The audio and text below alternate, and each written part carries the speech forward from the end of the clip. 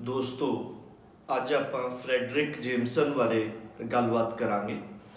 Friedrich Jameson ਬਾਰੇ ਇੱਕ ਲੇਖ ਫਰੈਡਰਿਕ ਜੇਮਸਨ ਸਾਹਿਤ ਸੱਭਿਆਚਾਰ ਅਤੇ ਹੋਰ ਕਲਾਵਾਂ ਦਾ ਨਵ ਮਾਰਕਸਵਾਦੀ ਵਿਆਖਿਆਕਾਰ ਪੰਜਾਬੀ ਦੇ ਮਸ਼ਹੂਰ ਲੇਖਕ ਮਨਮੋਹਨ ਨੇ ਲਿਖਿਆ ਹੈ ਤੇ ਇਹ MA ਪੰਜਾਬੀ ਯੂਨੀਵਰਸਿਟੀ ਪਟਿਆਲਾ ਦੇ ਸਿਲੇਬਸ ਵਿੱਚ ਲੱਗਿਆ ਹੋਇਆ ਹੈ।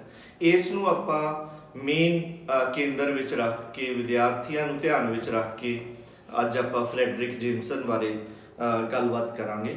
ਪਰ ਦੋਸਤੋ ਫਰੈਡਰਿਕ ਜੇਮਸਨ ਬਾਰੇ ਚਰਚਾ ਕਰਨ ਤੋਂ ਪਹਿਲਾਂ ਮੈਂ ਤੁਹਾਡੇ ਨਾਲ ਦੋ ਗੱਲਾਂ ਕਰਨੀਆਂ ਚਾਹਣਾ, ਬਹੁਤ ਛੋਟੀਆਂ। ਪਹਿਲੀ ਗੱਲ ਤਾਂ ਜਦੋਂ ਆਪਾਂ ਫਰੈਡਰਿਕ ਜੇਮਸਨ ਬਾਰੇ ਗੱਲ ਕਰਦੇ ਹਾਂ, ਫਰੈਡਰਿਕ ਜੇਮਸਨ ਇੱਕ ਚਿੰਤਕ ਹੈ ਜਾਂ ਲਿਟਰੇਰੀ ਥਿਅਰਿਸਟ ਹੈ। ਤਾਂ ਜਦੋਂ ਵੀ ਆਪਾਂ ਥਿਅਰੀ ਬਾਰੇ ਗੱਲ ਕਰਦੇ ਹਾਂ, ਅੱਜ ਕੱਲ੍ਹ ਇੱਕ ਆਵਾਜ਼ ਉੱਠਦੀ ਹੈ ਕਿ ਥਿਅਰੀ ਬਾਰੇ ਗੱਲ ਕਰਨ ਦਾ ਕੀ ਫਾਇਦਾ। This is the end of theory. Theory ਹੁਣ ਖਤਮ ਹੋ ਚੁੱਕੀ ਹੈ, ਥਿਅਰੀ ਨੂੰ ਹੁਣ ਡਸਟਬਿਨ ਦੇ ਵਿੱਚ ਸਿੱਟਿਆ ਜਾ ਚੁੱਕਿਆ ਹੈ। ਪਰ ਦੋਸਤੋ ਇਹ ਗੱਲ ਨਹੀਂ ਹੈ।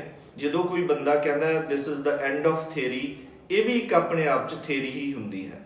ਤਾਂ ਜਿਹੜੀ ਲਿਟਰੇਰੀ ਥਿਅਰੀ ਹੁੰਦੀ ਹੈ ਇਹ ਕੁਝ ਹੋਰ ਨਹੀਂ, ਸਮਝੋ ਸਾਹਿਤ ਨੂੰ ਸਮਝਣ ਦਾ ਇੱਕ ਟੂਲ ਹੁੰਦੀ ਹੈ, ਇੱਕ ਸੰਦ ਹੁੰਦੀ ਹੈ ਜਿਸ ਨਾਲ ਅਸੀਂ ਸਾਹਿਤ ਨੂੰ ਵੱਖਰੇ ਨਜ਼ਰੀਆਂ ਤੋਂ ਸਮਝਦੇ ਹਾਂ।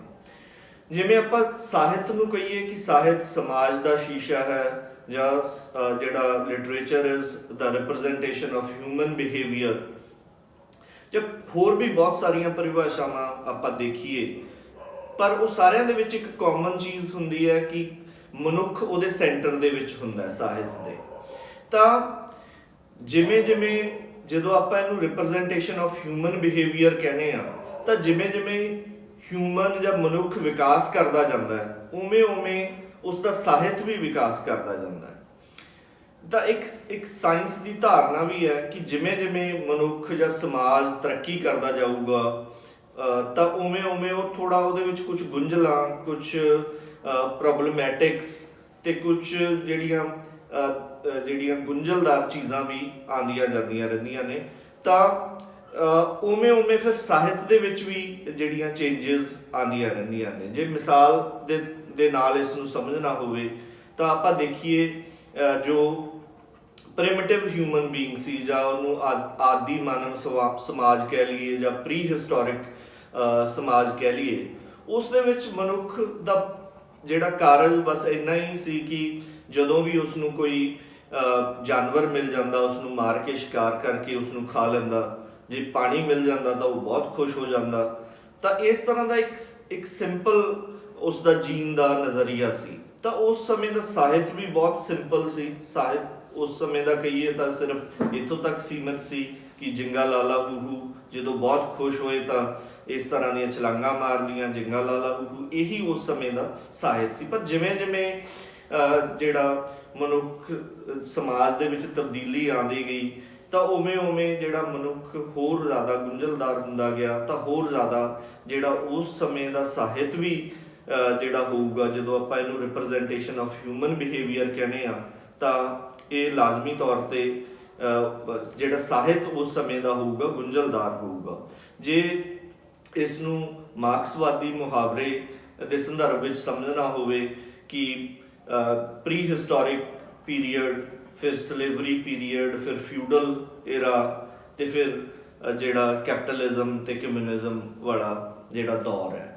ਤਾਂ ਜਦੋਂ ਹੁਣ ਅਸੀਂ ਕੈਪੀਟਲਿਜ਼ਮ ਦੇ ਦੌਰ ਜੀ ਰਹੇ ਹਾਂ ਤਾਂ ਇੱਕ ਪਾਸੇ ਸਾਡੇ ਸਮਾਜ ਨੇ, ਮਨੁੱਖ ਨੇ ਤਰੱਕੀ ਕੀਤੀ ਹੈ, ਤਾਂ ਦੂਜੇ ਪਾਸੇ ਉਹ ਗੁੰਝਲਦਾਰ ਵੀ ਹੋਇਆ ਹੈ। ਤਾਂ ਉਸ ਸਮੇਂ ਦਾ ਸਾਹਿਤ ਵੀ ਜਿਹੜਾ ਡੈਫੀਨੇਟਲੀ ਜਿਹੜਾ ਉਹਦੇ ਵਿੱਚ ਬਹੁਤ ਸਾਰੇ ਪਰਸਪੈਕਟਿਵ ਹੋਣਗੇ, ਕੁਝ ਜਿਹੜੀਆਂ ਮਲਟੀ ਲੇਅਰਡ ਚੀਜ਼ਾਂ ਹੋਣਗੀਆਂ ਜਾਂ ਬਹੁਤ ਸਾਰੀਆਂ ਉਸ ਦੀਆਂ ਪਰਤਾਂ ਹੋਣਗੀਆਂ। ਤਾਂ ਜ਼ਾਹਿਰ ਤੌਰ 'ਤੇ ਉਸ ਸਮੇਂ ਦੇ ਸਾਹਿਤ ਨੂੰ ਸਮਝਣ ਲਈ ਜਿਹੜੀਆਂ ਲਿਟਰੇਰੀ ਥਿਅਰੀਜ਼ ਨੇ ਉਹ ਬਹੁਤ ਜ਼ਿਆਦਾ ਜਿਹੜੀਆਂ ਹੈਲਪਫੁਲ ਹੋ ਸਕਦੀਆਂ ਨੇ। ਇੱਕ ਹੋਰ ਆਪਾਂ ਸਧਾਰਨ ਮਿਸਾਲ ਨਾਲ ਇਸ ਨੂੰ ਸਮਝਣਾ ਹੋਵੇ ਤਾਂ ਜਿਵੇਂ ਆਪਾਂ ਬਚਪਨ 'ਚ ਬਹੁਤ ਸਾਰੇ ਵਿਦਿਆਰਥੀ ਦੋਸਤ ਜੋ ਪਿੰਡਾਂ ਤੋਂ ਆਉਂਦੇ ਨੇ, ਉਹਨਾਂ ਨੇ ਦੇਖਿਆ ਹੋਊਗਾ ਕਿ ਪੁਰਾਣੇ ਟਾਈਮ ਦੇ ਵਿੱਚ ਜੋ ਮਸ਼ੀਨਰੀ ਹੁੰਦੀ ਸੀ ਆਮ ਤੌਰ 'ਤੇ ਘਰਾਂ, ਆਇਸ਼ਰ ਟਰੈਕਟਰ ਹੁੰਦੇ ਸੀ, ਉਸ ਨੂੰ ਸੀਜ਼ਨ ਤੋਂ ਬਾਅਦ ਉਹ ਸਾਰਾ ਟੱਬਰ ਲੱਗ ਜਾਂਦਾ ਤੇ ਉਹ ਖੋਲ ਖਾਲ ਕੇ ਉਸ ਦਾ ਤੇਲ ਤੂਲ ਬਦਲ ਕੇ ਉਸ ਨੂੰ ਠੀਕ ਕਰ ਲੈਂਦੇ ਸੀ।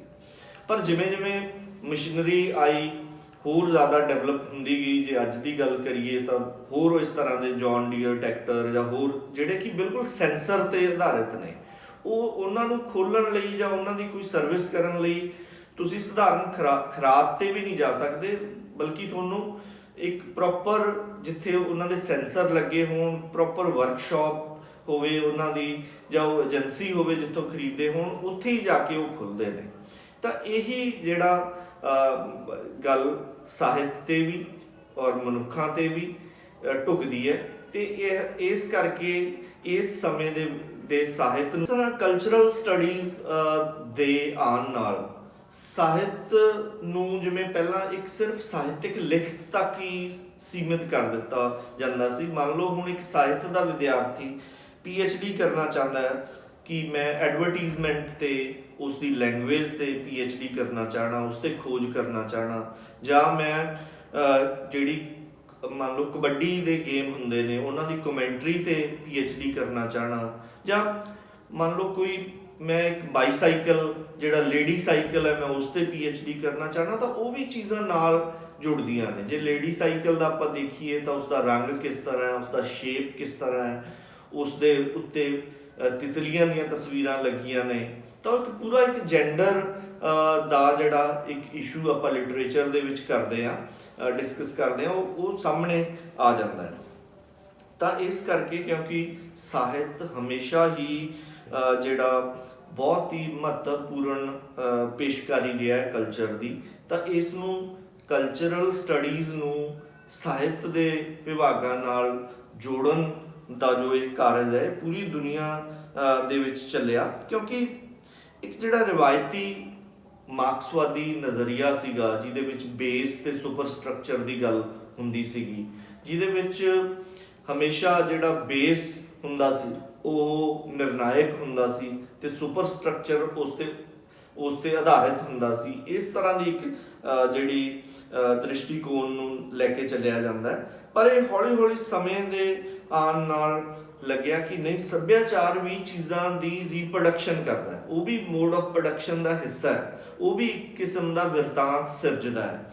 ਤਾਂ ਇਸ ਕਰਕੇ ਜਿਹੜੀਆਂ ਮੰਡੀ ਦੀਆਂ ਤਾਕਤਾਂ ਨੇ ਉਹ ਸੱਭਿਆਚਾਰ ਰਾਹੀਂ ਕਿਵੇਂ ਇੱਕ ਸਵੈ ਦੀ ਕੰਸਟਰਕਟ ਕਰਦੀਆਂ ਨੇ, ਇੱਕ ਉਹਦੀ ਚੇਤਨਾ ਦੀ ਕੰਸਟਰਕਸ਼ਨ ਕਰਦੀਆਂ ਨੇ, ਉਸ ਨੂੰ ਸਮਝਣ ਲਈ ਜਿਹੜਾ ਇੱਕ ਸੱਭਿਆਚਾਰਕ ਸੰਵਾਦ ਸਾਹਿਤ ਦੇ ਨਾਲ ਰਚਾਉਣਾ ਜਿਹੜਾ ਬਹੁਤ ਜ਼ਿਆਦਾ ਜ਼ਰੂਰੀ ਸੀਗਾ। ਅਤੇ ਕਲਚਰਲ ਸਟੱਡੀਜ਼ ਨੂੰ ਸਮਝਣ ਲਈ ਦੁਨੀਆ ਵਿੱਚ ਬਹੁਤ ਸਾਰੇ ਜਿਹੜੇ ਸਕੂਲਸ ਆਏ, ਪਰ ਆਪਾਂ ਸਾਰਿਆਂ ਦਾ ਨਹੀਂ, 2 ਜਾਂ 3 ਦਾ ਆਪਾਂ ਜ਼ਿਕਰ ਕਰਾਂਗੇ। ਇੱਕ ਤਾਂ ਜਿਹੜਾ Frankfurt school of cultural studies ਹੈ, ਜਿਹੜਾ ਜਰਮਨ ਦੇ ਵਿੱਚ ਸ਼ੁਰੂ ਹੋਇਆ, ਜਿਸ ਨੂੰ ਕਿ ਕਿੰਥਬੋਰ, ਵਾਲਟਰ ਬੈਂਜਾਮਿਨ, ਅਡੋਰਨੋ, ਐਲਥਿਊਜ਼ਰ ਤੇ ਇਹ ਲੋਕਾਂ ਨੇ ਸ਼ੁਰੂ ਕੀਤਾ। ਦੂਸਰਾ ਜਿਹੜਾ ਪ੍ਰਮੁੱਖ ਸਕੂਲ ਸੀਗਾ ਉਹ ਬਰਮਿੰਘਮ ਸਕੂਲ ਆਫ ਕ੍ਰਿਟਿਸਿਜ਼ਮ, ਜਿਹੜਾ ਜਿਸ ਨੂੰ ਕਿ centre for contemporary culture studies ਵੀ ਕਿਹਾ ਜਾਂਦਾ ਹੈ, ਇਹ ਸ਼ੁਰੂ ਹੋਇਆ। ਇਸ ਨੂੰ ਪ੍ਰਮੁੱਖ ਤੌਰ 'ਤੇ ਸ਼ੁਰੂ ਕਰਨ ਵਾਲੇ ਸਟੂਅਰਟ ਹਾਲ ਸੀਗੇ। ਅਤੇ ਇਹ 2 ਮੇਨ। ਤੀਸਰਾ ਜਿਹੜਾ ਹੈਗਾ Toronto school of cultural studies ਵੀ ਸਾਡੇ ਸਾਹਮਣੇ ਆਉਂਦਾ ਹੈ।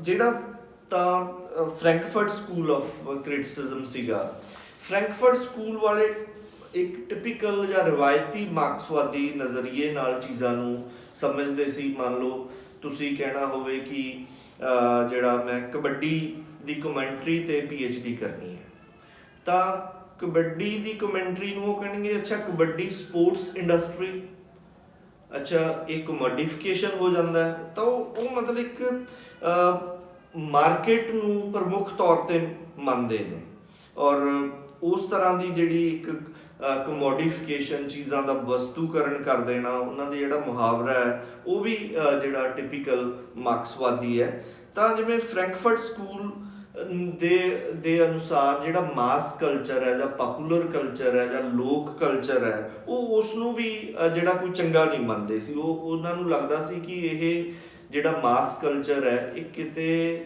ਜਾ ਕੇ ਜਿਹੜਾ ਵਰਕਿੰਗ ਕਲਾਸ ਨੂੰ ਰੈਵੋਲੂਸ਼ਨ ਵੱਲ ਮੋੜਨ ਤੋਂ ਪਿੱਛੇ ਹਟਦਾ ਹੈ, ਜਾਂ ਉਹਨਾਂ ਦੀ ਇੱਕ ਧਾਰਨਾ ਸੀ ਵੀ ਜਿਹੜਾ ਸੱਭਿਆਚਾਰ ਜਿਹੜਾ ਸੋਸ਼ਲ ਰੈਵੋਲੂਸ਼ਨ ਵੱਲ ਨਹੀਂ ਲੈ ਕੇ ਜਾਂਦਾ ਜਾਂ ਕੋਈ ਇੱਕ ਵੱਡੀ ਟਰਾਂਸਫਰਮੇਸ਼ਨ ਵੱਲ ਨਹੀਂ ਲੈ ਕੇ ਜਾਂਦਾ, ਉਹ ਉਹਨਾਂ ਦੇ ਅਨੁਸਾਰ ਉਹ ਇੱਕ ਲੋ ਕਲਚਰ ਸੀ, ਉਸ ਦੀ ਕੋਈ ਸਟੱਡੀ ਕਰਨ ਦਾ ਕੋਈ ਬੜਾ ਫਾਇਦਾ ਨਹੀਂ ਸੀਗਾ। ਪਰ ਦੂਜੇ ਪਾਸੇ ਜਿਹੜਾ Birmingham school of cultural studies ਸੀਗਾ, ਕਿਉਂਕਿ ਇਹ 60-70s ਦੇ ਵਿੱਚ ਆ ਕੇ ਸ਼ੁਰੂ ਹੁੰਦਾ ਹੈ, ਜਿਹੜਾ ਫਰੈਂਕਫਰਟ ਸਕੂਲ ਹੈ ਉਹ 40s ਦੇ ਵਿੱਚ ਆ ਕੇ ਜਿਹੜਾ ਉਸਦੀ ਨੀਂਹ ਰੱਖੀ ਜਾਂਦੀ ਹੈ। ਤਾਂ ਇਹ ਫਰੈਂਕਫਰਟ ਸਕੂਲ ਦੇ ਜਿਹੜੇ ਨਜ਼ਰੀਏ ਤੋਂ ਉਲਟ ਇਸ ਸੱਭਿਆਚਾਰ ਨੂੰ ਜਿਹੜਾ ਇੱਕ ਉੱਚ ਸੱਭਿਆਚਾਰ ਜਾਂ ਹਾਈ ਕਲਚਰ ਤੇ ਲੋ ਕਲਚਰ ਦੇ ਵਿੱਚ ਜੋ ਤਬਦੀਲੀ ਹੈ ਉਸ ਨੂੰ ਇਹ ਨਹੀਂ ਮੰਨਦਾ ਸੀ। ਇਹ ਕਹਿੰਦਾ ਸੀ ਵੀ ਲੋ ਕਲਚਰ ਵੀ ਉਨਾ ਹੀ ਜ਼ਰੂਰੀ ਹੁੰਦਾ ਹੈ, ਜਾਂ ਲੋਕਾਂ ਦਾ ਕਲਚਰ ਬਲਕਿ ਜ਼ਿਆਦਾ ਜ਼ਰੂਰੀ ਹੁੰਦਾ ਹੈ, ਕਿਉਂਕਿ ਜਿਹੜਾ ਹਾਈ ਕਲਚਰ ਹੈ ਉਹ ਤਾਂ ਇੱਕ ਕਿਸਮ ਦਾ ਐਲੀਟ ਲੋਕਾਂ ਦਾ ਕਲਚਰ ਹੈ, ਜਿਸ ਦੇ ਵਿੱਚ ਜਿਹੜੀ ਐਲੀਟ ਲੋਕਾਂ ਦੀ ਹੀ ਇੰਟਰਵੈਂਸ਼ਨ ਹੁੰਦੀ ਹੈ। ਤਾਂ ਮਾਸ ਜਿਹੜਾ ਕਲਚਰ ਹੁੰਦਾ ਹੈ ਉਹ ਲੋਕਾਂ ਦਾ ਕਲਚਰ ਹੁੰਦਾ ਹੈ, ਜ਼ਿਆਦਾ ਗਿਣਤੀ ਦਾ ਕਲਚਰ ਹੁੰਦਾ ਹੈ। ਇਸ ਕਰਕੇ ਉਹਦੇ ਵਿੱਚ ਜਿਹੜੀ ਰੈਜ਼ਿਸਟੈਂਸ ਦੀ ਜਾਂ ਬਗਾਵਤ ਦੀ ਜਾਂ ਨਾਬਰੀ ਦੀ ਜ਼ਿਆਦਾ ਗੁੰਜਾਇਸ਼ ਪਈ ਹੁੰਦੀ ਹੈ।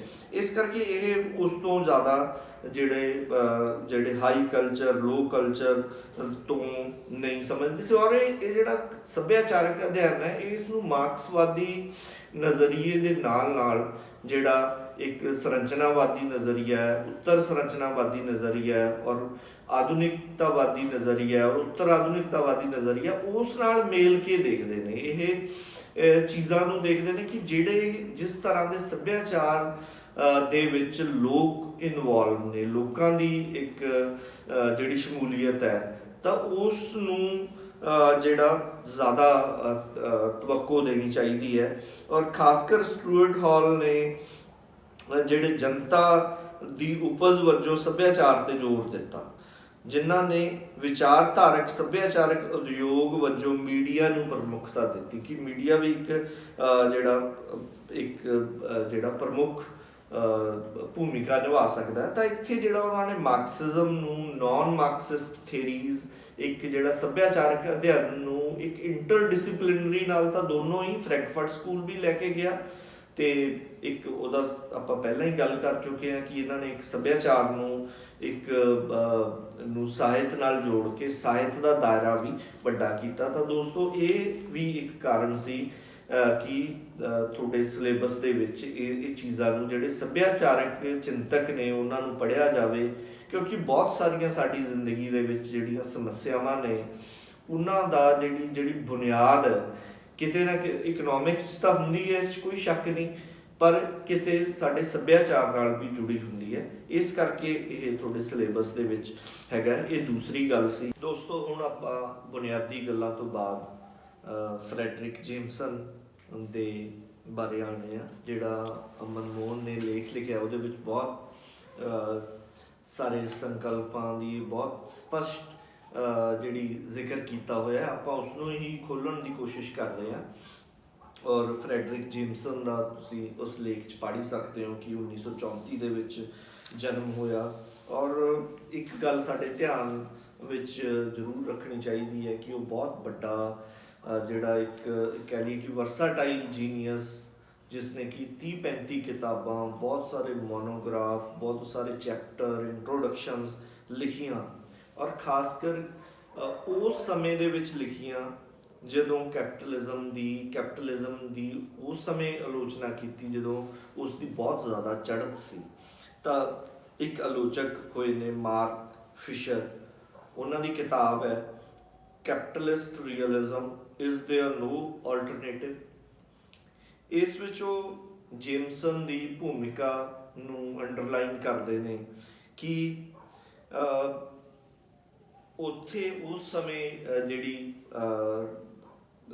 ਫਰੈਡਰਿਕ ਜੇਮਸਨ ਕੈਪੀਟਲਿਜ਼ਮ ਦੀ ਆਲੋਚਨਾ ਕਰ ਰਿਹਾ ਜਾਂ ਉਸ 'ਤੇ ਕ੍ਰਿਟੀਕ ਪੇਸ਼ ਕਰ ਰਿਹਾ ਹੈ, ਜਦੋਂ ਪੂੰਜੀਵਾਦ ਦੇ ਅੰਤ ਨਾਲੋਂ ਸੰਸਾਰ ਦੇ ਅੰਤ ਦੀ ਕਲਪਨਾ ਕਰਨਾ ਜ਼ਿਆਦਾ ਆਸਾਨ ਹੋ ਗਿਆ ਸੀ।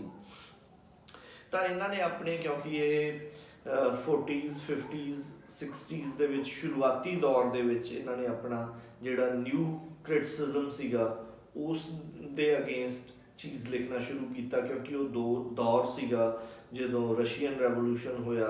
ਰਸ਼ੀਅਨ ਰੈਵੋਲੂਸ਼ਨ ਤੋਂ ਬਾਅਦ ਇੱਕ ਪਾਸੇ ਜਿਹੜਾ ਲੌਜੀਕਲ ਥਿੰਕਿੰਗ ਵਾਲਾ ਪ੍ਰੋਸੈਸ ਚੱਲਿਆ, ਤਾਂ ਦੂਸਰੇ ਪਾਸੇ ਜਿਹੜਾ ਫਾਰਮਲਿਸਟਿਕ ਸਕੂਲ ਵੀ ਨਾਲ ਨਾਲ ਡਿਵੈਲਪ ਹੁੰਦਾ ਰਿਹਾ, ਜਿਹੜੇ ਕਿ ਰੂਪ ਜਾਂ ਇੱਕ ਟੈਕਸਟ ਦੀ ਸ਼ੈਲੀ 'ਤੇ ਜ਼ਿਆਦਾ ਧਿਆਨ ਦਿੰਦੇ ਸੀ, ਅਤੇ ਉਸ ਦੀ ਹਿਸਟੋਰੀਸਿਟੀ ਅਤੇ ਉਸ ਦਾ ਜਿਹੜਾ ਕਲਚਰਲ ਬੈਕਗਰਾਊਂਡ ਹੈ ਉਸ ਨੂੰ ਨਕਾਰਦੇ ਸੀ। ਉਸ ਤੋਂ ਬਾਅਦ ਉਹ ਜਿਹੜਾ ਸਟਰਕਚਰਲਿਜ਼ਮ 'ਤੇ ਕ੍ਰਿਟੀਕ ਪੇਸ਼ ਕਰਦਾ ਹੈ, ਫਿਰ ਪੋਸਟ ਸਟਰਕਚਰਲਿਜ਼ਮ 'ਤੇ ਕ੍ਰਿਟੀਕ ਪੇਸ਼ ਕਰਦਾ ਹੈ, ਅਤੇ ਨਾਲ ਹੀ ਫਿਰ ਉਹ ਸਾਈਕੋ ਐਨਾਲਿਸਿਸ ਵਾਲਾ ਵੀ ਅੱਗੇ ਲੈ ਕੇ ਜਾਂਦਾ ਹੈ। ਮਾਡਰਨਿਜ਼ਮ ਅਤੇ ਪੋਸਟ ਮਾਡਰਨਿਜ਼ਮ 'ਤੇ ਤਾਂ ਉਹ ਆਪਣੇ ਵਿਚਾਰ ਪੇਸ਼ ਕਰਦਾ ਹੀ ਹੈ, ਲੇਕਿਨ ਉਸ ਦੀ ਜਿਹੜੀ ਸਾਰੀ ਜਿਵੇਂ ਜਿਵੇਂ ਚੀਜ਼ਾਂ ਤਬਦੀਲ ਹੁੰਦੀਆਂ, ਇੱਕ ਕੇਂਦਰ ਬਿੰਦੂ ਜ਼ਰੂਰ ਉਸਦਾ ਹੈ। ਤਾਂ ਫਰੈਡਰਿਕ ਜੇਮਸਨ ਕਿਵੇਂ ਜਿਹੜਾ ਸੱਭਿਆਚਾਰਕ ਅਧਿਐਨ ਵੱਲ ਜਿਹੜਾ ਮੁੜਦਾ ਹੈ, ਉਸ ਦੇ 3 ਮੇਨ ਕਾਰਨ ਹੈ। ਇੱਕ ਤਾਂ ਜਿਹੜੀ ਨਿਊ ਲੈਫਟ ਮੂਵਮੈਂਟ ਚੱਲਦੀ ਹੈ, ਕਿ ਜਿਹੜਾ ਮਾਰਕਸਵਾਦੀ ਅਧਿਐਨ ਹੈ, ਮਾਰਕਸਵਾਦੀ ਜਿਹੜਾ ਵਿਸ਼ਲੇਸ਼ਣ ਦਾ ਪੜਚੋਲ ਦਾ ਨਜ਼ਰੀਆ ਹੈ, ਉਸ ਨੂੰ ਜਿਹੜਾ ਇੱਕ ਨਵੇਂ ਅੱਗੇ ਲੈ ਕੇ ਜਾਣਾ, ਜਿਸ ਨੂੰ ਨਿਊ ਲੈਫਟ ਕਹਿ ਦਿੰਦੇ ਨੇ। ਇੱਕ ਤਾਂ ਇਹ ਹੋਇਆ। ਦੂਸਰਾ ਜਿਹੜਾ 1959 ਦੇ ਵਿੱਚ ਕਿਊਬਨ ਰੈਵੋਲੂਸ਼ਨ ਹੋਇਆ, ਜਿਸ ਦੇ ਵਿੱਚ ਚੇ ਗੁਵੇਰਾ ਅਤੇ ਫਿਡਲ ਕੈਸਟਰੋ ਨੇ ਪੂਰਾ ਚੀਜ਼ਾਂ ਨੂੰ ਬਦਲ ਕੇ ਦਿਖਾਇਆ, ਔਰ ਕਿਵੇਂ ਅਮਰੀਕਾ ਨਾਲ ਉਹਨਾਂ ਨੇ ਦਸਤ ਪੰਜਾ ਲਿਆ। ਤਾਂ ਇੱਥੋਂ ਇੱਕ ਚੀਜ਼ ਲੱਗੀ ਕਿ ਨਹੀਂ, ਮਾਰਕਸਿਜ਼ਮ ਹਜੇ ਵੀ ਰੈਲੇਵੈਂਟ ਹੈ, ਹਜੇ ਵੀ ਉਹ ਵਾਈਬਰੈਂਟ ਹੈ, ਗਤੀਮਾਨ ਹੈ। ਉਸ ਦੇ ਵਿੱਚ ਕੁਝ ਹੋਰ ਚੀਜ਼ਾਂ ਨੂੰ ਜੇ ਐਡ ਕੀਤਾ ਜਾਵੇ ਤਾਂ ਉਹ ਕਾਫੀ ਜ਼ਿਆਦਾ ਸਮਾਜ ਦੀ ਤਬਦੀਲੀ ਵੱਲ ਲਿਜਾ ਸਕਦਾ ਹੈ। ਇਹ ਜਿਹੜੇ 2 ਮੇਨ ਕਾਰਨ ਸੀ ਜਿਹੜਾ ਇਸ ਨੂੰ ਸੱਭਿਆਚਾਰਕ ਅਧਿਐਨ ਵੱਲ ਅਤੇ ਇੱਕ ਜਿਹੜੀ ਮਾਰਕਸਵਾਦੀ ਪਰੰਪਰਾ ਹੈ ਉਸ ਦੇ ਵਿੱਚ ਕੁਝ ਨਵਾਂ ਜੋੜਨ ਵੱਲ ਲੈ ਜਾਂਦਾ ਹੈ। ਜਿਹੜੇ ਨਿਊ ਲੈਫਟ ਨੇ ਉਹ ਕੀ ਕਰਦੇ ਨੇ, ਉਹ ਜਿਹੜਾ ਇਤਿਹਾਸਿਕ ਅਤੇ ਸਮਾਜਿਕ ਤਬਦੀਲੀ ਦਾ ਜਿਹੜਾ ਏਜੰਟ ਹੈ, ਜਿਵੇਂ ਜਿਹੜਾ ਰਿਵਾਇਤੀ ਮਾਰਕਸਿਜ਼ਮ ਹੈ, ਉਹ ਕਹਿੰਦਾ ਹੈ ਕਿ ਜਿਹੜਾ ਮਜ਼ਦੂਰ ਜਮਾਤ ਹੈ ਉਹੀ ਜਿਹੜਾ ਕ੍ਰਾਂਤੀ ਵੱਲ ਚੀਜ਼ਾਂ ਨੂੰ ਲੈ ਕੇ ਜਾਊਗੀ, ਔਰ ਉਹੀ ਇੱਕ ਜਿਹੜਾ ਲੋਕਸ ਹੋਊਗਾ ਜਾਂ ਇੱਕ ਮੇਨ ਤੇ ਸਿਰਫ ਉਹੀ ਇੱਕ ਚੀਜ਼ਾਂ ਹੋਣਗੀਆਂ ਜਿਹੜੀਆਂ ਕਿ ਕ੍ਰਾਂਤੀ ਵੱਲ ਜਾਂ ਇਨਕਲਾਬ ਵੱਲ ਚੀਜ਼ਾਂ ਨੂੰ ਲੈ ਕੇ ਜਾਣਗੇ। ਜਿਹੜੇ ਨਿਊ ਲੈਫਟ ਵਾਲੇ ਲੋਕ ਸੀਗੇ, ਇਹ ਕਹਿੰਦੇ ਸੀ ਕਿ ਠੀਕ ਹੈ, ਇਹ ਤਾਂ ਮੰਨਦੇ ਸੀਗੇ ਕਿ ਮਜ਼ਦੂਰ ਜਮਾਤ ਜਾਂ ਵਰਕਿੰਗ ਕਲਾਸ ਹੈ ਉਹ ਇੱਕ ਮੇਨ ਜਾਂ ਸੈਂਟਰਲ ਪੁਆਇੰਟ ਹੋਊਗਾ, but this is not the only one entity. ਇਸ ਦੇ ਨਾਲ ਜਿਹੜੀਆਂ ਦੂਸਰੀਆਂ ਜਿਹੜੀਆਂ ਧਿਰਾਂ ਨੇ, ਜਿਵੇਂ ਨਾਰੀਵਾਦੀ ਚਿੰਤਕ ਨੇ ਜਾਂ ਜਿਹੜੇ ਮਨੁੱਖੀ ਅਧਿਕਾਰਾਂ ਵਾਲੇ ਕਾਰਕੁਨ ਨੇ ਜਾਂ ਹੋਰ ਇਸ ਤਰ੍ਹਾਂ ਦੇ ਲੋਕ ਪੱਖੀ ਲੋਕ ਨੇ, ਉਹ ਵੀ ਜਿਹੜੇ ਨੇ ਕਿਤੇ ਨਾ ਕਿਤੇ ਉਸ ਚੀਜ਼ ਨਾਲ ਜੁੜਨਗੇ, ਉਹ ਵੀ ਉਸ ਦਾ ਪਾਰਟ ਨੇ ਜਿਹੜਾ ਇੱਕ ਪੂਰਾ ਸਮਾਜਿਕ ਤਬਦੀਲੀ ਵਾਲਾ। ਇਹ ਨਿਊ ਲੈਫਟ ਵਾਲਿਆਂ ਦੀ ਜਿਹੜੀ ਸੀਗੀ ਕਿ ਜਿਸ ਤਰ੍ਹਾਂ ਉਹ ਮਾਰਕਸਵਾਦੀ ਜਿਹੜਾ ਰਿਵਾਇਤੀ ਮਾਰਕਸਵਾਦੀ ਨਜ਼ਰੀਆ ਉਹ ਬੇਸ ਤੇ ਸੁਪਰ ਸਟਰਕਚਰ ਨੂੰ ਉਹ ਡਿਪੈਂਡੈਂਟ ਐਂਟਿਟੀ ਬਣਦਾ ਹੈ, ਤਾਂ ਇਹ ਜਿਹੜੇ ਨੇ ਨਿਊ ਲੈਫਟ ਵਾਲੇ ਜਿਹੜਾ ਸੁਪਰ ਸਟਰਕਚਰ ਹੈ ਜਾਂ ਉਸਾਰ ਹੈ, ਇਸ ਨੂੰ ਕੰਪਲੀਟਲੀ ਡਿਪੈਂਡੈਂਟ ਐਂਟਿਟੀ ਨਾ ਮੰਨਦੇ ਹੋਏ ਇਹਨਾਂ ਨੂੰ ਇੱਕ ਸੈਮੀ ਆਟੋਨੋਮਸ ਐਂਟਿਟੀ ਮੰਨਦੇ ਨੇ ਕਿ ਇਹ ਵੀ ਇਸ ਵਿੱਚ ਵੀ ਸੁਪਰ ਸਟਰਕਚਰ ਜਿਸ ਵਿੱਚ ਕਲਚਰ ਵੀ ਆਉਂਦਾ ਹੈ, ਕਿ ਇਹਨਾਂ ਵਿੱਚ ਵੀ ਇੱਕ ਚੀਜ਼ਾਂ ਨੂੰ ਪ੍ਰੋਡਿਊਸ ਕਰਨ ਦੀ ਤਾਕਤ ਹੁੰਦੀ ਹੈ ਜਾਂ ਇੱਕ ਵਰਤਾਂਤ ਸਿਰਜਣ ਦੀ, ਇੱਕ ਨਵਾਂ ਪ੍ਰੋਡਿਊਸ ਕਰਨ ਦੀ ਜਿਹੜੀ ਤਾਕਤ ਹੁੰਦੀ ਹੈ। ਤਾਂ ਆਪਾਂ ਸ਼ੁਰੂ ਕਰਦੇ ਹਾਂ ਜਿਹੜੀ ਇਸ ਦੀ ਕਿਤਾਬ ਜਿਹੜੀ ਸਭ ਤੋਂ ਮਸ਼ਹੂਰ ਹੈ, ਜੋ ਅਸੀਂ ਜਦੋਂ MA ਕਰਦੇ ਸੀ 20 ਸਾਲ ਪਹਿਲਾਂ, ਉਦੋਂ ਵੀ ਸਿਲੇਬਸ 'ਚ ਪੜ੍ਹਦੇ ਸੀ, ਅੱਜ ਵੀ MA ਅੰਗਰੇਜ਼ੀ ਦੇ ਸਿਲੇਬਸ 'ਚ ਵੀ ਪੜ੍ਹਾਈ ਜਾਂਦੀ ਹੈ। ਉਹ ਹੈਗੀ ਹੈ postmodernism or the cultural logic of late capitalism. ਇਹ 1991 ਵਿੱਚ ਜਿਹੜੀ ਛਪਦੀ ਹੈ। ਇਸ ਦੇ ਵਿੱਚ ਇਹ ਗੱਲ ਕਹਿੰਦਾ ਹੈ ਕਿ ਜਿਹੜੇ ਇਜ਼ਮ ਆਉਂਦੇ ਨੇ, ਸਾਹਿਤਿਕਵਾਦ ਜਾਂ ਸੱਭਿਆਚਾਰਕਵਾਦ ਆਪਾਂ ਗੱਲ ਕਰਦੇ ਹਾਂ, ਚਾਹੇ ਉਹ ਪੋਸਟ ਮਾਡਰਨਿਜ਼ਮ ਹੋਵੇ, ਚਾਹੇ ਉਹ ਮਾਡਰਨਿਜ਼ਮ ਹੋਵੇ, ਚਾਹੇ ਉਹ ਯਥਾਰਥਵਾਦ ਹੋਵੇ ਜਾਂ ਕੋਈ ਹੋਰ ਵਾਦ ਹੋਵੇ, ਇਹ ਕਿਤੇ ਨਾ ਇਹਨਾਂ ਦੀ ਤਾਰ ਹੈ ਜਿਹੜੀ ਉਹ ਆਰਥਿਕ ਪ੍ਰਬੰਧਾਂ ਨਾਲ ਜਾ ਕੇ ਜੁੜਦੀ ਹੈ, ਜਿਹੜਾ ਇਕਨੋਮਿਕ ਸਿਸਟਮ ਨਾਲ ਜਾ ਕੇ ਜੁੜਦੀ ਹੈ। ਜਿਵੇਂ ਆਪਾਂ ਮਿਸਾਲ ਦੇ ਤੌਰ 'ਤੇ ਸਮਝਣਾ ਹੋਵੇ ਵੀ ਕਿ ਕਿਵੇਂ ਚੀਜ਼ਾਂ ਬਦਲਦੀਆਂ ਨੇ। ਇੱਕ ਟਾਈਮ ਸੀ ਜਦੋਂ ਜਿਹੜੇ ਪੀਪਲ, ਸਟੇਟ ਤੇ ਮਾਰਕੀਟ, ਇਹਨਾਂ ਦਾ ਕੰਪੀਟੀਸ਼ਨ, ਇਹਨਾਂ ਦਾ ਇੱਕ ਕੰਬੀਨੇਸ਼ਨ ਸੀਗਾ। ਇਸ ਦੇ ਵਿੱਚ ਸਟੇਟ ਸੀਗਾ, ਪੀਪਲ ਸੀ ਤੇ ਮਾਰਕੀਟ ਸੀ, ਬਟ ਜਿਹੜੇ ਸੈਂਟਰ ਤੇ ਸੀਗੇ ਉਹ ਪੀਪਲ ਸੀਗੇ। ਪੀਪਲ ਨੂੰ ਧਿਆਨ 'ਚ ਰੱਖਦੇ ਹੋਏ, ਲੋਕਾਂ ਨੂੰ ਧਿਆਨ 'ਚ ਰੱਖਦੇ ਹੋਏ ਇੱਕ ਸਟੇਟ ਬਣਾਈ ਜਾਂਦੀ ਸੀ। ਸਟੇਟ ਫਿਰ ਲੋਕਾਂ ਦੇ ਵੈਲਫੇਅਰ ਲਈ ਇੱਕ ਮਾਰਕੀਟ ਦਾ ਕੰਸਟਰਕਟ ਕਰਦੀ ਸੀ। ਲੇਕਿਨ ਹੌਲੀ ਹੌਲੀ ਸਮਾਂ ਬਦਲਦਾ ਗਿਆ ਤਾਂ ਜਿਹੜੇ ਪੀਪਲ ਸੈਕੰਡਰੀ ਹੋ ਗਏ, ਸਟੇਟ ਪ੍ਰਾਇਮਰੀ ਹੋ ਗਈ, ਸਟੇਟ ਸੈਂਟਰ ਵਿੱਚ ਆ ਗਈ।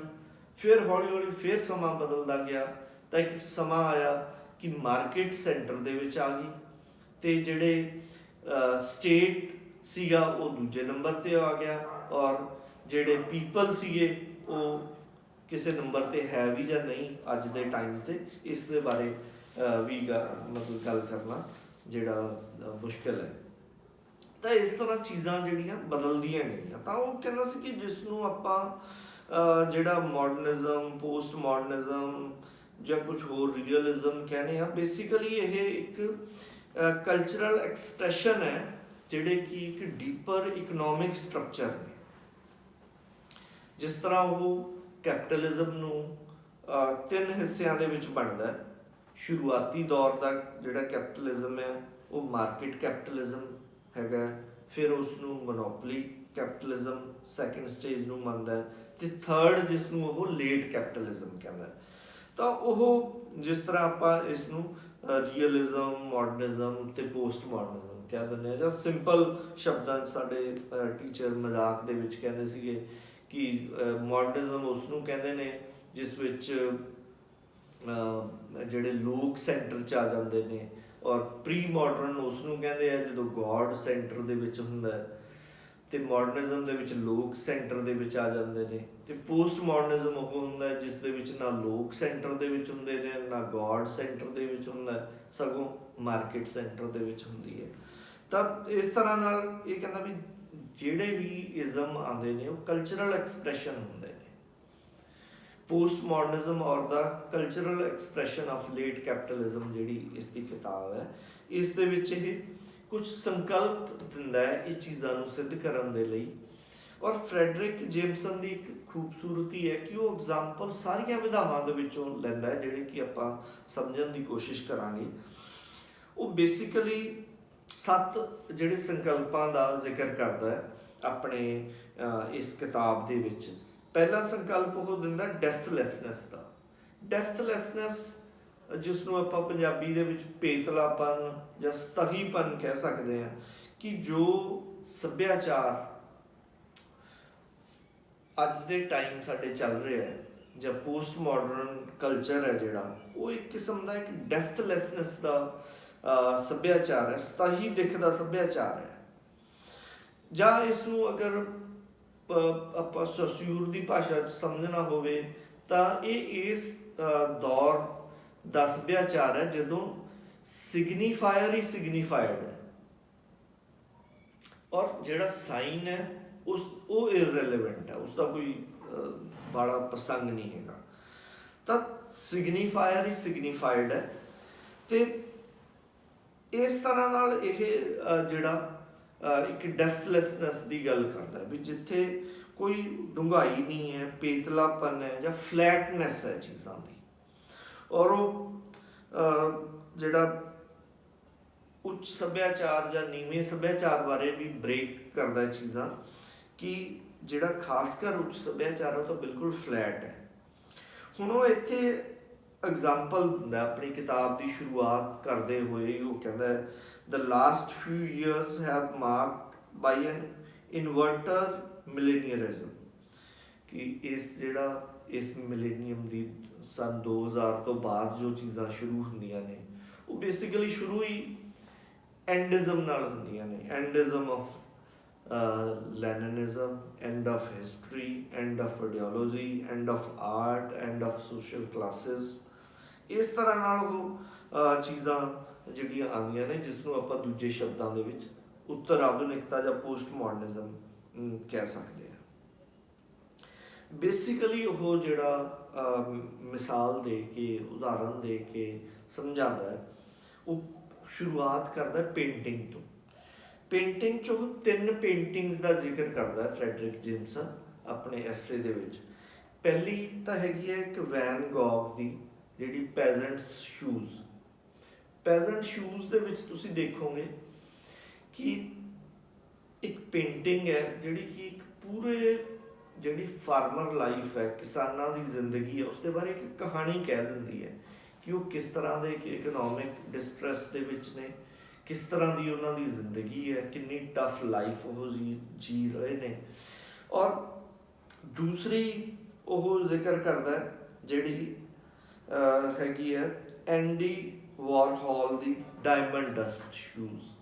ਉਹ ਇੱਕ ਪੇਂਟਿੰਗ ਹੈ ਜਿੱਥੇ ਕਿ ਤੁਸੀਂ ਦੇਖ ਰਹੇ ਹੋ ਕਿ ਬਹੁਤ ਸਾਰੇ ਸ਼ੂਜ਼ ਪਏ ਨੇ, ਤੇ ਉਹ ਕੁਝ ਕੋਈ ਸਟੋਰੀ ਨਹੀਂ ਕਹਿ ਰਹੇ, ਉਹ ਕੁਝ ਨਹੀਂ, ਕੋਈ ਅੰਦਾਜ਼ਾ ਹੀ ਲਾਇਆ ਜਾ ਸਕਦਾ। ਐਂ ਲੱਗਦਾ ਜਿਵੇਂ ਕੁਝ ਜੁੱਤੇ ਰੱਖ ਕੇ ਉਹਨਾਂ ਦੀ ਕੋਈ ਐਕਸਰੇ ਖਿੱਚ ਲਿਆ ਹੋਵੇ, ਜਾਂ ਕੋਈ ਜਿਵੇਂ ਅੱਗ ਲੱਗ ਗਈ ਹੋਵੇ ਜੁੱਤਿਆਂ ਦੀ ਦੁਕਾਨ ਨੂੰ। ਬੇਸਿਕਲੀ ਜਿਹੜਾ ਵਾਰਹੋਲ ਹੈ ਇਹ ਕੋਈ ਪੇਂਟਰ ਨਹੀਂ ਹੈਗਾ, ਇਹ ਇੱਕ ਜਿਵੇਂ ਜਸਵੀਰ ਸਿੰਘ ਆਹਲੂਵਾਲੀਆ ਦੀ ਇੱਕ ਕਵਿਤਾ ਹੈ ਕਿ ਵਰਤ ਲਵੇ ਜੇ ਨੌਕਰ ਮੇਰਾ, ਜੇ ਮੇਰੀ ਬੀਵੀ ਨੂੰ ਕਿਤੇ ਤਾਂ ਜਰ ਲਵਾਂ, ਪਰ ਜਰ ਕਦੇ ਸਕਦਾ ਨਹੀਂ ਹਾਂ ਕਿ ਬਿਨਾਕਾ ਬੁਰਸ਼ ਮੇਰਾ ਵਰਤ ਲਵੇ ਉਹ ਬਦਤਮੀਜ਼।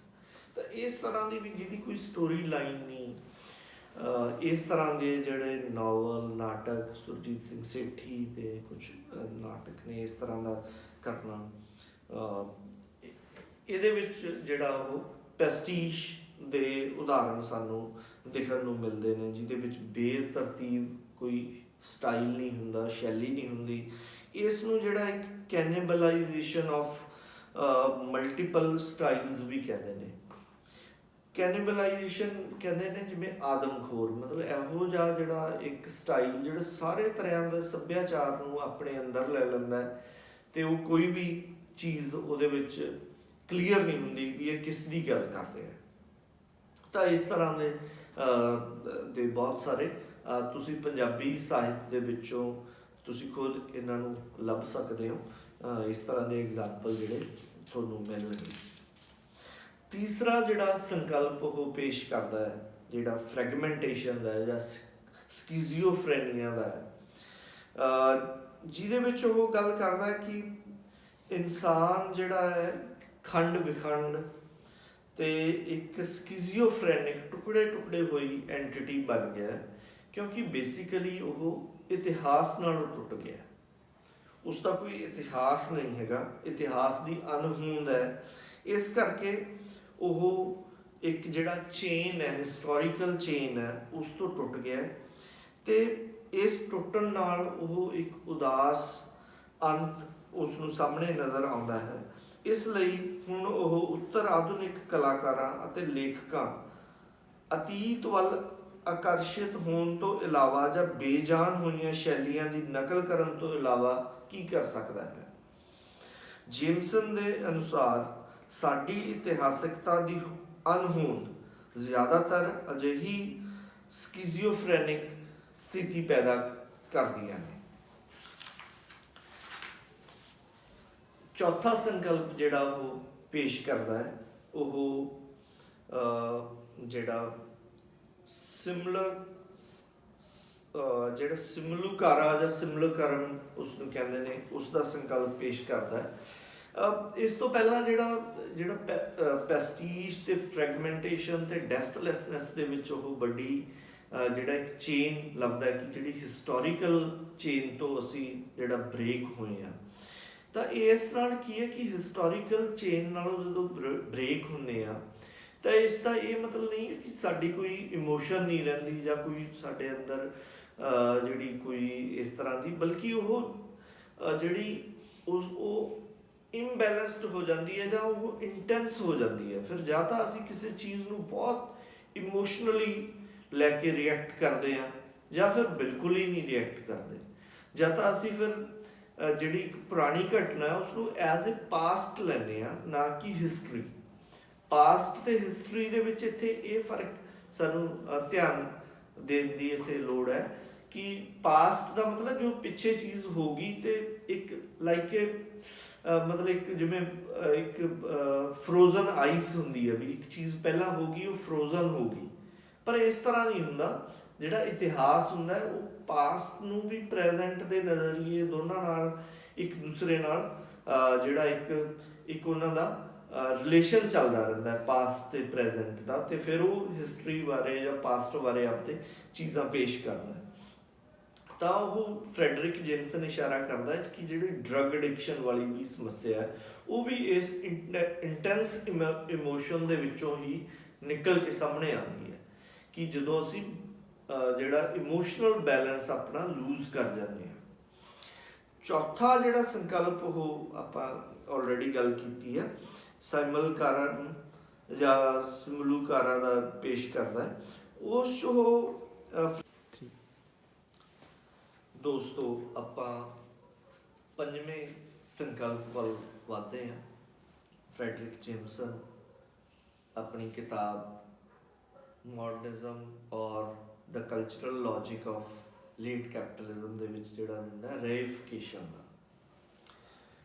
ਰੇਇਫਿਕੇਸ਼ਨ ਦਾ ਉਹ ਮਿਸਾਲ ਦਿੰਦਾ ਹੈ ਕਿ ਜਿਹੜਾ ਲੇਟ ਕੈਪੀਟਲਿਜ਼ਮ ਹੈ ਉਹ ਹਰੇਕ ਚੀਜ਼ ਨੂੰ ਵਸਤੂ 'ਚ ਬਦਲ ਦਿੰਦਾ ਹੈ, ਵਸਤੂਕਰਨ ਕਰ ਦਿੰਦਾ ਹੈ, ਕਮੋਡਿਫਿਕੇਸ਼ਨ ਕਰ ਦਿੰਦਾ ਹੈ, ਔਰ ਹਰੇਕ ਵਸਤੂ ਦੀ ਦੁਨੀਆ ਦੇ ਵਿੱਚ ਇੱਕ ਐਕਸਚੇਂਜ ਵੈਲਿਊ ਹੈ ਤੇ ਉਹ ਹਰੇਕ ਚੀਜ਼ ਨੂੰ ਜਿਹੜਾ ਪੂੰਜੀਵਾਦ ਹੈ ਵਸਤੂ ਦੇ ਰੂਪ ਵਿੱਚ ਪਰਿਭਾਸ਼ਿਤ ਕਰਦਾ ਹੈ। ਰੇਇਫਿਕੇਸ਼ਨ ਸਮਾਜ ਵਿੱਚ ਸਮੁੱਚਤਾ ਦੀ ਭਾਵਨਾ ਨੂੰ ਖੋਰਾ ਲਾਉਂਦਾ ਹੈ। ਜਦੋਂ ਉਹ ਵਸਤੂ ਬਣਾ ਦਿੰਦਾ ਤਾਂ ਅਸੀਂ ਫਿਰ ਉਹ ਇੱਕ ਜਿਹੜੀ ਟੋਟੈਲਿਟੀ ਦਾ ਕਨਸੈਪਟ ਹੈ ਉਸ ਤੋਂ ਟੁੱਟ ਜਾਂਦੇ ਹਾਂ ਅਤੇ ਕਮਜ਼ੋਰ ਕਰਦਾ ਹੈ। ਇਹ ਸਾਡੀ ਸਾਰੀ ਦੁਨੀਆ ਬਾਰੇ ਧਾਰਨਾ ਨੂੰ ਟੁਕੜੇ ਟੁਕੜੇ ਕਰ ਦਿੰਦਾ ਹੈ। ਅਸੀਂ ਸਿਰਫ ਬਰਫ਼ ਦੇ ਜੰਮੇ ਹੋਏ ਟੁਕੜਿਆਂ ਵਿੱਚ ਹੀ ਦੁਨੀਆ ਨੂੰ ਦੇਖ ਸਕਦੇ ਹਾਂ। ਇਹ ਸਾਡੀ ਹੋਂਦ ਨੂੰ ਬਣਾਉਂਦੇ ਹਨ। ਜਿਸ ਤਰ੍ਹਾਂ ਅਸੀਂ ਕਹਿ ਦਿੰਦੇ ਹਾਂ ਕਈ ਵਾਰ ਕਿ ਮੈਂ ਸੰਗੀਤ ਨੂੰ ਪਿਆਰ ਕਰਦਾ ਪਰ ਰਾਜਨੀਤੀ ਵਿੱਚ ਮੇਰੀ ਕੋਈ ਦਿਲਚਸਪੀ ਨਹੀਂ ਹੈ, ਜਿਵੇਂ ਕੋਈ ਸੰਗੀਤ ਤੇ ਰਾਜਨੀਤੀ ਦਾ ਆਪਸ ਵਿੱਚ ਕੋਈ ਸੰਬੰਧ ਹੀ ਨਾ ਹੋਵੇ। ਇੱਥੇ ਫਰੈਡਰਿਕ ਜੇਮਸਨ ਜਿਹੜਾ ਅੰਡਰਲਾਈਨ ਕਰਦਾ ਹੈ, ਜ਼ੋਰ ਦੇ ਕੇ ਗੱਲ ਕਹਿੰਦਾ ਹੈ ਕਿ ਇੱਥੇ ਕਲਾ ਦੀ ਭੂਮਿਕਾ ਬਹੁਤ ਅਹਿਮ ਹੋ ਜਾਂਦੀ ਹੈ, ਕਿਉਂਕਿ ਖਪਤਕਾਰ ਸਮਾਜ ਦੇ ਵਿੱਚ ਜਿਹੜਾ ਰੇਇਫਿਕੇਸ਼ਨ ਹੈ ਉਸ ਦਾ ਵਿਰੋਧ ਜੇ ਕੋਈ ਕਰ ਸਕਦਾ ਤਾਂ ਉਹ ਆਰਟਿਸਟ ਹੀ ਕਰ ਸਕਦਾ ਹੈ, ਲੇਖਕ ਹੀ ਕਰ ਸਕਦਾ ਹੈ, ਜਿਹੜਾ ਕਿ ਇਸ ਸਮਾਜਿਕ ਤਾਣੇ ਬਾਣੇ ਦੇ ਵਿੱਚ ਇੱਕ ਆਪਣੀ ਜਿਹੜੀ ਵਿਰੋਧਤਾ ਦਰਜ ਕਰ ਸਕਦਾ ਹੈ ਜਾਂ ਇੱਕ ਆਪਣੀ ਨਾਬਰੀ ਦਰਜ ਕਰ ਸਕਦਾ ਹੈ। ਇੱਥੇ ਆਪਾਂ ਐਗਜ਼ਾਮਪਲ ਲੈਂਦੇ ਹਾਂ, ਇੱਕ ਉਦਾਹਰਨ ਲੈਂਦੇ ਹਾਂ ਬਰਟੋਲਟ ਬ੍ਰੈਕਟ ਦੀ ਪੋਇਮ ਦੀ। ਮੈਂ ਅੰਗਰੇਜ਼ੀ ਵਿੱਚ ਪਹਿਲਾਂ ਪੜ੍ਹਦਾ ਅਤੇ ਫਿਰ ਬਾਅਦ 'ਚ ਉਹਨੂੰ ਪੰਜਾਬੀ 'ਚ ਆਪਾਂ ਕੋਸ਼ਿਸ਼ ਕਰਾਂਗੇ। ਉਹ ਕਹਿੰਦਾ ਕਿ don't ask me what rice is, ਮੇਰੇ ਤੋਂ ਨਾ ਪੁੱਛੋ ਚਾਵਲ ਕੀ ਚੀਜ਼ ਹੈ। Don't ask me my advice, ਮੇਰੀ ਰਾਏ ਵੀ ਨਾ ਪੁੱਛੋ। I have no idea what rice is, all that I know is its price. ਇਸ ਤਰ੍ਹਾਂ ਉਹ ਜਿਹੜੇ ਸਮਾਜ ਦੀ ਪੇਸ਼ਕਾਰੀ ਕਰਦਾ ਹੈ ਕਿ ਕਿਵੇਂ ਇੱਕ ਵਸਤੂ ਦੀ ਕੀਮਤ ਉਹੀ ਵੱਡੀ ਚੀਜ਼ ਹੈ। ਜਾਂ ਬਹੁਤ ਸਾਰੇ ਇਸ ਤਰ੍ਹਾਂ ਦੇ ਤੁਸੀਂ ਪੰਜਾਬੀ ਸਾਹਿਤ ਦੇ ਵਿੱਚੋਂ ਉਦਾਹਰਨ ਲੈ ਸਕਦੇ ਹੋ। ਸੁਰਜੀਤ ਪਾਤਰ ਸਾਹਿਬ ਦੇ ਸ਼ੇਅਰ ਬਹੁਤ ਸਾਰੇ ਨੇ, ਉਹ ਤੁਸੀਂ ਖੁਦ ਹੀ ਦੇਖਿਓ। ਮੈਨੂੰ ਇੱਕ ਇੱਥੇ ਅਕਬਰ ਇਲਾਹਾਬਾਦੀ ਦਾ ਜਿਹੜਾ दो लाइनें याद आ रही ने कि दुनिया में हूँ, दुनिया का तलबगार नहीं हूँ, बाजार से गुजरा हूँ, खरीदार नहीं हूँ। या एक निदा फाजली दी दो लाइनां ने, अच्छी नहीं है शहर के दोस्त, अच्छी नहीं है शहर के रास्तों से दोस्ती, अच्छी नहीं है शहर के रास्तों से दोस्ती, आंगन में फैल जाए न बाजार देखना।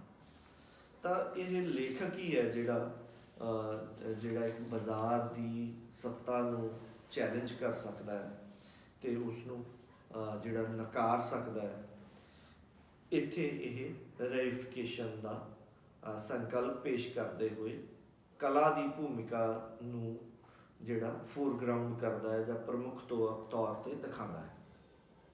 ਛੇਵਾਂ ਸੰਕਲਪ ਉਹ ਪੇਸ਼ ਕਰਦਾ ਹੈ ਕਿ वर्टिकल टू हॉरिजेंटल, कि जेमसन का फोकस एक टैक्सट के कड़ीदार तो बदल के लड़ीदार विश्लेषण वाल है।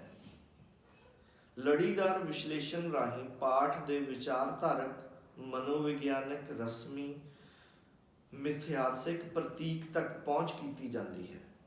इतिहासिक घटनावां नूं संदर्भ विच रख के पाठ नूं समझिया जाता है। ਇਹ ਹੌਰੀਜੈਂਟਲ ਜਿਹੜੀ ਪਾਠ ਦੀ ਜਾਂ ਇੱਕ ਲਿਟਰੇਰੀ ਟੈਕਸਟ ਦੀ ਸਮਝ ਹੈ ਕਿ ਚੀਜ਼ਾਂ ਨੂੰ ਇੱਕ ਹੌਰੀਜੈਂਟਲ ਸਮਝਣਾ ਤੇ ਉਹਦੇ ਆਸੇ-ਪਾਸੇ ਦਾ ਜੋ ਇਤਿਹਾਸਿਕ ਤੇ ਸੱਭਿਆਚਾਰਕ ਵਰਤਾਰਾ ਹੈ, ਰਾਜਨੀਤਿਕ ਵਰਤਾਰਾ ਹੈ, ਉਸ ਨੂੰ ਸਮਝਣਾ। ਜੇਮਸਨ ਦੇ ਵਿਆਖਿਆਤਮਕ ਸਿਧਾਂਤ ਅਨੁਸਾਰ ਕਿਸੇ ਵੀ ਸੱਭਿਆਚਾਰਕ ਪਾਠ ਦੀ ਵਿਆਖਿਆ ਕਲਾਕਾਰ ਨੂੰ ਆਪਣੇ ਆਪ ਨੂੰ ਅਪੀਲ ਕਰਨ ਕਰਕੇ ਅਤੇ ਸਿਰਜਣਾਤਮਕ ਸੁਤੰਤਰਤਾ ਨੂੰ ਮੰਨ ਕੇ ਨਹੀਂ ਕਰ ਸਕਦਾ। ਕਿ ਅਸੀਂ ਕਹਿ ਦਈਏ ਕਿ ਇੰਡੀਵਿਜੂਅਲ ਦੀ ਫਰੀडम ਹੈ ਜਾਂ ਇੱਕ ਜਿਹੜਾ ਪੋਇਟਿਕ ਲਾਇਸੈਂਸ ਹੈ, ਸਗੋਂ ਇਤਿਹਾਸਿਕ, ਰਾਜਨੀਤਿਕ ਅਤੇ ਆਰਥਿਕ ਸੰਦਰਭਾਂ ਨੂੰ ਧਿਆਨ ਵਿੱਚ ਰੱਖ ਕੇ ਹੋਣੀ ਚਾਹੀਦੀ ਹੈ। ਇਸ ਤਰ੍ਹਾਂ ਜੇਮਸਨ ਸਮੁੱਚਤਾ, ਪਦਾਰਥਿਕ ਅਤੇ ਇਤਿਹਾਸਿਕ ਦੀ ਮਾਰਕਸਵਾਦੀ ਪਰੰਪਰਾ ਦਾ ਹਾਮੀ ਹੈ। ਇੱਥੇ ਕੀ ਹੈ ਕਿ ਅਸੀਂ ਫਿਰ ਆਪਣੇ ਆਪ ਨੂੰ ਇੱਕ ਸਾਰੀ ਟੋਟੈਲਿਟੀ ਦੇ ਵਿੱਚ, ਸਮੁੱਚਤਾ ਦੇ ਵਿੱਚ ਜਾਂ ਇੱਕ ਇਤਿਹਾਸਿਕਤਾ ਦੇ ਵਿੱਚ ਆਪਣੇ ਆਪ ਨੂੰ ਜਿਹੜੀ ਸਮਝਣ ਦੀ ਕੋਸ਼ਿਸ਼ ਕਰਾਂਗੇ। ਇਸ ਕਿਤਾਬ ਦੇ ਵਿੱਚ ਜਿਹੜਾ ਉਹ ਕੁਝ ਜਿਹੜਾ ਸ਼ੁਰੂਆਤ ਕਰਦਾ ਹੈ ਉਹ ਫਰਾਇਡ ਤੋਂ ਕਰਦਾ ਹੈ। ਫਰਾਇਡ ਜਿਹੜਾ ਕਿ ਇਡ, ਈਗੋ ਤੇ ਸੁਪਰ ਈਗੋ ਦਾ ਸਿਧਾਂਤ ਦਿੰਦਾ ਹੈ, ਆਪਾਂ ਸਾਰੇ ਜਾਣਦੇ ਹਾਂ। ਤੇ ਉਹ ਕੌਨਸ਼ੀਅਸ, ਸਬਕੌਨਸ਼ੀਅਸ ਤੇ ਅਨਕੌਨਸ਼ੀਅਸ ਦਾ ਸਿਧਾਂਤ ਪੇਸ਼ ਕਰਦਾ ਹੈ। ਲੇਕਿਨ ਉਹ ਜਿਹੜਾ ਉਸਦਾ ਸਾਰਾ ਸਿਧਾਂਤ ਹੈ ਉਹ ਇੱਕ ਇੰਡੀਵਿਜੂਅਲਿਟੀ ਜਾਂ ਨਿੱਜ ਤੇ ਆਧਾਰਿਤ ਹੈ ਕਿ ਤੁਹਾਡੀ ਜਦੋਂ ਇਡ ਤੇ ਜਿਹੜਾ ਸੁਪਰ ਈਗੋ ਦੇ ਵਿੱਚ ਇੰਬੈਲੈਂਸ ਕ੍ਰੀਏਟ ਹੋ ਜਾਂਦਾ ਹੈ ਤੇ ਫਿਰ ਉਹ ਉਸ ਤਰ੍ਹਾਂ ਨਾਲ ਇੱਕ ਜਿਹੜੀਆਂ ਮੈਂਟਲ ਡਿਸਆਰਡਰ ਪੈਦਾ ਹੁੰਦਾ ਹੈ ਜਾਂ ਇੱਕ ਕੋਈ ਜਿਹੜੀਆਂ ਕੁਝ ਡਿਜ਼ਾਇਰਸ ਹੁੰਦੀਆਂ ਨੇ, ਕੁਝ ਰਿਪਰੈਸ਼ਨਸ ਹੁੰਦੀਆਂ ਨੇ, ਕੁਝ ਤਾਂ ਉਹ ਤੁਹਾਡੇ ਡ੍ਰੀਮਸ ਦੇ ਜ਼ਰੀਏ ਜਿਹੜੀਆਂ ਉਹਨਾਂ ਦੀ ਇੱਕ ਪੇਸ਼ਕਾਰੀ ਹੁੰਦੀ ਹੈ, ਕੁਝ ਜਿਹੜੀਆਂ ਚੀਜ਼ਾਂ ਤੁਹਾਡੇ ਅੰਦਰ ਦਬੀਆਂ ਰਹਿ ਜਾਂਦੀਆਂ ਨੇ, ਫਿਰ ਉਹ ਇੱਕ ਕਿਸਮ ਨਾਲ ਇੱਕ ਮੈਂਟਲ ਡਿਸਆਰਡਰ ਪੈਦਾ ਕਰਦੀਆਂ ਨੇ, ਰਿਪਰੈਸ਼ਨ ਪੈਦਾ ਕਰਦੀਆਂ ਨੇ।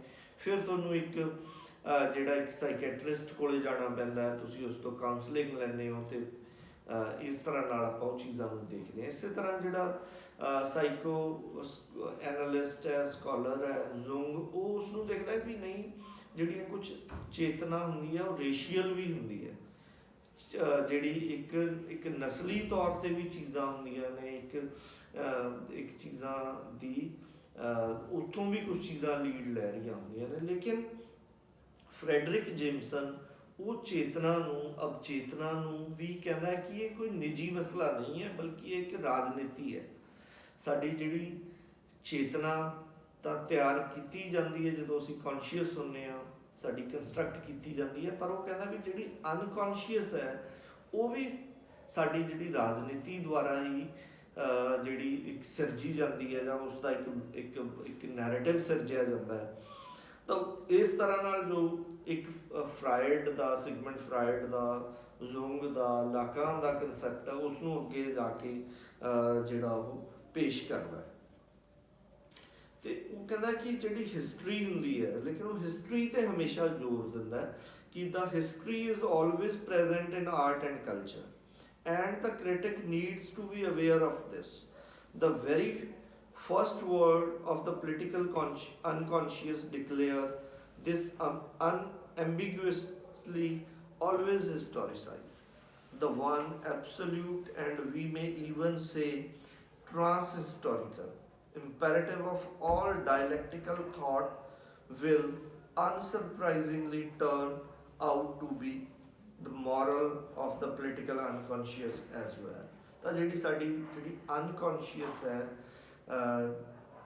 ਉਹ ਵੀ ਕਿਤੇ ਨਾ ਕਿਤੇ ਰਾਜਨੀਤੀ ਹਿਸਟਰੀ ਇੱਕ ਉਸਦਾ ਇੱਕ ਕੰਟੈਕਸਟ ਹੁੰਦਾ, ਉਹ ਇੱਕ ਸੰਦਰਭ ਨਾਲ ਜੁੜੀ ਹੁੰਦੀ ਹੈ। ਇਹ ਤਾਂ ਇਹ ਦੋ ਕਿਤਾਬਾਂ ਦਾ ਜਿਹੜਾ ਜ਼ਿਕਰ ਸੀਗਾ।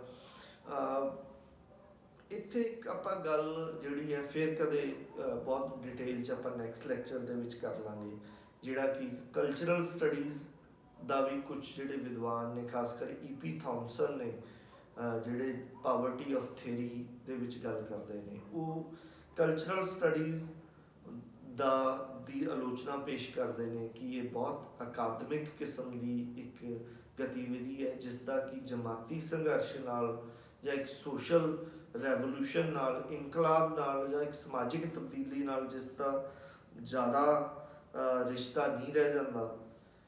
ਤੇ ਜਿਵੇਂ ਮਾਰਕਸ ਵੀ ਆਪਣੇ ਟਾਈਮ 'ਚ ਇਸ਼ਾਰਾ ਕਰਦਾ ਹੈ ਕਿ ਮੈਂ ਸਿਰਫ ਇਹ ਜਾਣਦਾ ਹਾਂ ਕਿ ਮੈਂ ਮਾਰਕਸਵਾਦੀ ਨਹੀਂ ਹਾਂ।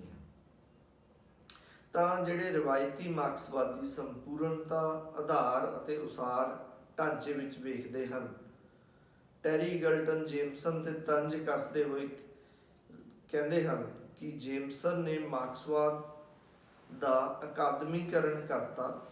ਹਾਲਾਂਕਿ ਪਹਿਲਾਂ ਮਾਰਕਸਵਾਦੀਆਂ ਲਈ ਮਾਰਕਸਵਾਦ ਰਾਜਨੀਤਿਕ ਦਖਲ-ਅੰਦਾਜ਼ੀ ਦਾ ਤਰੀਕਾ ਸੀ। ਇਸੇ ਤਰ੍ਹਾਂ ਜਿਹੜੇ ਇਹਨਾਂ ਦੀ ਜਿਹੜੀ ਫਰੈਡਰਿਕ ਜੇਮਸਨ ਦੀ ਜਿਹੜੀ ਤੀਜੀ ਦੁਨੀਆ ਬਾਰੇ ਜਿਹੜੀ ਸਮਝ ਹੈ, ਜਿੱਥੇ ਇਹ ਕਹਿੰਦਾ ਕਿ ਜਿਹੜਾ ਤੀਜੀ ਦੁਨੀਆ ਦੀਆਂ ਸਾਰੀਆਂ ਲਿਖਤਾਂ ਨੇ ਉਹ ਇੱਕ ਰੂਪਕ ਹਨ ਅਤੇ ਖਾਸ ਤੌਰ 'ਤੇ ਉਹਨਾਂ ਨੂੰ ਇਸ ਤਰ੍ਹਾਂ ਪੜ੍ਹਿਆ ਜਾਣਾ ਚਾਹੀਦਾ ਹੈ ਜਿਸ ਤਰ੍ਹਾਂ ਰਾਸ਼ਟਰੀ ਰੂਪਕ ਨੂੰ, ਮਤਲਬ all third world literature is national allegory. ਤਾਂ ਉਹ ਇਸ ਤਰ੍ਹਾਂ ਨਾਲ ਜਿਹੜਾ ਫਰੈਡਰਿਕ ਜੇਮਸਨ ਨੂੰ ਜਿਹੜਾ ਇਜ਼ਾਜ਼ ਅਹਿਮਦ ਹੈ ਉਸ ਦੀ ਆਲੋਚਨਾ ਕਰਦਾ ਹੈ, ਟੈਰੀ ਗਲਟਨ ਉਸ ਦੀ ਆਲੋਚਨਾ ਕਰਦਾ ਹੈ। ਲੇਕਿਨ ਪੈਰੀ ਐਂਡਰਸਨ ਕਹਿੰਦਾ ਹੈ ਕਿ ਖੱਬੇ ਪੱਖੀ ਸਿਆਸੀ ਸੋਚ ਨੂੰ ਪੁਨਰ ਸਰਜੀਤੀ ਲਈ ਅਹਿਮ ਯੋਗਦਾਨ ਜਿਹੜਾ ਹੈ ਫਰੈਡਰਿਕ ਜੇਮਸਨ ਪਾਉਂਦਾ ਹੈ। ਔਰ ਬਰਨਹੈਮ ਜੇਮਸਨ ਦੇ ਬਾਰੇ ਜਿਹੜਾ ਆਲੋਚਨਾ ਕਰਦਾ ਹੈ ਕਿ ਇਹਦਾ ਮਾਰਕਸਵਾਦ ਹੈ ਉਹ ਉਸ ਨੂੰ MTV ਮਾਰਕਸਵਾਦ ਦਾ ਨਾਮ ਦਿੰਦਾ ਹੈ ਕਿ ਜਿਹੜਾ ਉਹ ਟੈਲੀਵਿਜ਼ਨ ਤੇ ਉਸ ਸਾਰੀਆਂ ਚੀਜ਼ਾਂ ਤੇ ਆਧਾਰਿਤ ਹੈ। ਤਾਂ ਦੋਸਤੋ ਇਸ ਤਰ੍ਹਾਂ ਨਾਲ ਆਪਾਂ ਇਸ ਫਰੈਡਰਿਕ ਜੇਮਸਨ ਵਾਲੇ ਲੈਕਚਰ ਦਾ ਅੰਤ ਕਰਦੇ ਹਾਂ। ਜੇ ਤੁਹਾਡੇ ਕੋਈ ਸਵਾਲ ਹੋਣਗੇ ਜਾਂ ਤੁਸੀਂ ਕੋਈ ਇਸ 'ਤੇ ਟਿੱਪਣੀ ਕਰਨਾ ਚਾਹੋਗੇ ਜਾਂ ਕੁਝ ਚੀਜ਼ਾਂ ਐਡ ਕਰਨਾ ਚਾਹੋਗੇ ਤਾਂ ਮੈਂ ਤੁਹਾਡਾ ਬਹੁਤ ਸਵਾਗਤ ਕਰੂੰਗਾ, ਕਿਉਂਕਿ ਫਰੈਡਰਿਕ ਜੇਮਸਨ ਇੱਕ ਐਲਾਨੀਆ ਬਹੁਤ ਮੁਸ਼ਕਿਲ ਲਿਖਣ ਵਾਲਾ ਲੇਖਕ ਹੈ। ਲੇਕਿਨ ਇਹ ਸਾਡੇ ਜਦੋਂ ਅਸੀਂ MA ਕੀਤੀ ਅੱਜ ਤੋਂ 20-22 ਸਾਲ ਪਹਿਲਾਂ, ਉਦੋਂ ਤੋਂ ਹੀ ਅਸੀਂ ਇਸ ਨੂੰ ਪੜ੍ਹਦੇ ਆ ਰਹੇ ਹਾਂ, ਸਮਝਦੇ ਕੋਸ਼ਿਸ਼ ਕਰ ਰਹੇ ਹਾਂ। ਤਾਂ ਇਸ ਤਰ੍ਹਾਂ ਦਾ ਮੈਂ ਤੁਹਾਡੇ ਸਾਹਮਣੇ ਪੇਸ਼ ਕੀਤਾ ਜੋ ਤੁਹਾਨੂੰ ਸਮਝ ਆਇਆ। ਉਮੀਦ ਹੈ ਕਿ ਤੁਹਾਨੂੰ ਪਸੰਦ ਆਊਗਾ। ਤੁਹਾਡਾ ਬਹੁਤ ਬਹੁਤ ਮਿਹਰਬਾਨੀ।